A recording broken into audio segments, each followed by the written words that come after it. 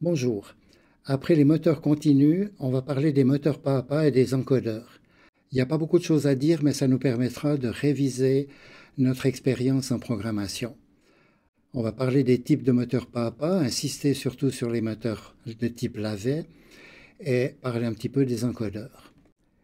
Les moteurs pas à pas que vous connaissez sont en général de type 4 phases et les deux bobines à l'intérieur du moteur vont déplacer un aimant ou attirer les pôles métalliques de façon à ce que quand vous générez les phases sur le moteur, vous avez une rotation dans un sens direct ou inverse. Une astuce qui permet d'affiner un petit peu la position, c'est de faire des demi-pas, de bouger non simultanément dans le fond les deux signaux. Alors si vous avez besoin de moteurs de pas à pas de ce type-là, il faut des interfaces de puissance, il faut très souvent des tensions supplémentaires. Donc je ne vais pas m'en occuper, je ne suis pas un vendeur de Shields et vous trouverez les librairies associées à cette commande de moteur. Je m'intéresse plutôt à ces moteurs pas à pas miniatures que l'on trouve aussi dans les montres, qui sont les moteurs lavés, qui ont une construction simplifiée. Et dans cet exemple-là, vous voyez que vous avez un petit aimant ici au centre qui va être positionné par deux bobines pour, dans ce cas-là, prendre la position verticale.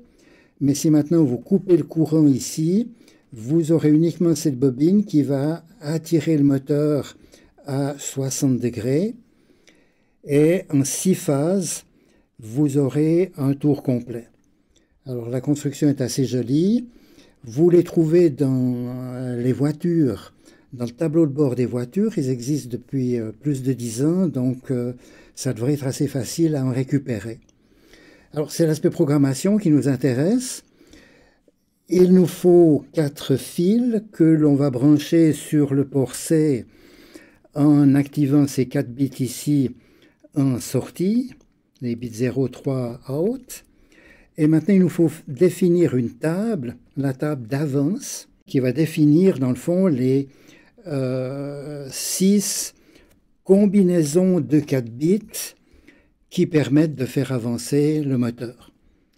Alors, il suffit de passer un tout petit peu de temps à lire la documentation et convertir dans des mots de 4 bits codés en hexadécimal pour avoir la succession des pas pour que ça avance. Si vous intervertissez ces valeurs, eh bien, ça va reculer. Donc, si vous voulez avancer et reculer, vous avez le choix entre passer entre deux tables, mais attention à la synchronisation. Vous préférez vous déplacer dans un sens ou dans l'autre avec le pointeur de table. Alors, le programme est trivial. Si je veux tester, je fais une boucle for, j'avance toutes les 2000 microsecondes. Les moteurs pas à pas, c'est intéressant à étudier. Ils ont parfois des vitesses où l'impulsion qu'elle fait tourner le fait osciller et il a de la peine en fait à se positionner exactement sur la bonne position avant qu'il y ait l'impulsion suivante. L'autre point d'aujourd'hui, c'est les encodeurs. Les encodeurs de souris vont générer un signal déphasé. Ici, ces deux diodes ne sont pas diamétralement opposées. Il y a un petit décalage qui fait que la séquence reçue est décalée, on dit de 90 degrés, puisque ceci correspond pas nécessairement à un tour complet, mais à une avance d'un sur le capteur, sur le disque optique. Dans tous les appareils, maintenant, le potentiomètre a été remplacé par un encodeur, qui est en fait une suite de balais qui vont générer des signaux déphasés. Mais attention, puisque c'est des contacts mécaniques, vous allez avoir des rebonds de contact. Voilà ce que j'ai pu observer sur un oscilloscope. Là, c'est un petit peu bizarre, j'ai de la peine à l'interpréter, mais c'est bien ce que verra le processeur et il faut le filtrer soit par des instructions qui vont décider que cette impulsion est trop courte, soit par un condensateur qui ne filtre pas trop. Là, apparemment, il y a quelque chose de bizarre qui a été mal filtré. Donc, la programmation, même si elle est facile, l'implémentation complète n'est pas toujours évidente. Il faut avoir les moyens d'observation de ce qui se passe exactement au niveau électrique. Alors, du point de vue programmation, typiquement, on a une machine d'état. On est dans l'état 0 avec les deux entrées équivalent à 0. On passe dans l'état 1 avec 0 qui est à 1. Donc, l'entrée in 0 est à 1 a fait passer dans cet état où on va rester jusqu'à ce qu'on ait le in 1 qui s'active, etc. Et si maintenant on change de sens ici, eh bien, dans la position 3, on va voir que c'est in 1 qui s'est activé.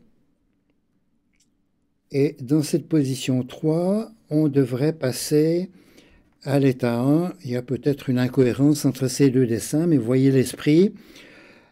Si je tourne dans l'autre sens, maintenant, je vais parcourir une fois dans un sens, une fois dans l'autre. Alors ceci, par programmation, peut se faire assez facilement. Il faut naturellement définir sur quels bits sont câblés les deux bits 0 et 1. Il faut naturellement donner les directions de ces bits au niveau des registres de direction.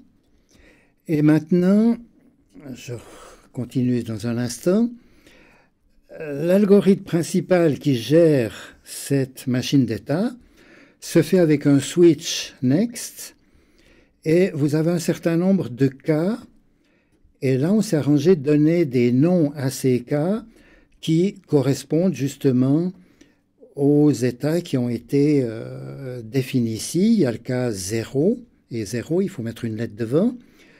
Si on est en in 0, on va passer dans l'état 1. Donc, on doit incrémenter le compteur, puisqu'on tourne dans ce sens, on va incrémenter de 1. On incrémente la position, et puis on dit next, l'état prochain, ça fait partie de la structure du switch variable next. Si cette variable next est égale à E1, on verra comment ça a été déclaré, eh bien, on a fait tout ce qu'il fallait faire, on quitte, et puis quand on reviendra dans ce switch next, eh bien, on va voir que c'est plus le cas 0,1, on est dans le cas 1, et dans ce cas 1, si on voit que le signal est en fait, en quelque sorte, on est revenu en arrière dans la rotation, on va se trouver dans IN0, enfin, on va se retrouver dans E0, et on va décrémenter le compteur de nouveau. Donc, on va parcourir ces différents cas, et la vitesse d'accès est relativement rapide, on peut trouver des algorithmes plus rapides, naturellement. Alors, les cas E0, E1, E2 et 3 ont été déclarés par cette fonction qui s'appelle enum. Enum, dans le fond, dit simplement, moi, je sais que c'est 0, 1, 2, 3, mais l'utilisateur préfère dire E0, E1, E2, E3. C'est un peu comme le define, une correspondance. Et puis on va ici, il y a une variable next qui se déclare en même temps et dont la valeur initiale est 0. Donc ça fait partie du switch. Maintenant, il nous faut dire que notre compteur est à 0 et nous pouvons partir dans la boucle. On va afficher le compteur. Ici, j'ai décidé sur le port C. Est-ce que je peux l'envoyer sur un serial print? Le serial print va prendre un certain temps, donc je risque de perdre des pas et de croire que mon programme est faux. Donc il faudra tourner très très lentement si je veux afficher les pas ici au niveau du serial print. Ici, j'ai décidé qu'en 1 milliseconde, j'avais avantage à échantillonner ces entrées. Je peux les échantillonner plus souvent, mais ça va utiliser de la puissance du processeur. Bien, alors voilà, on a vu un petit peu qu'il y avait des moteurs 4 phases, qu'il y a des moteurs lavés avec 6 phases, que leur programmation est triviale, et qu'il y a des encodeurs aussi qui s'utilisent de plus en plus fréquemment et qui sont faciles à programmer avec une machine d'état, l'instruction switch case.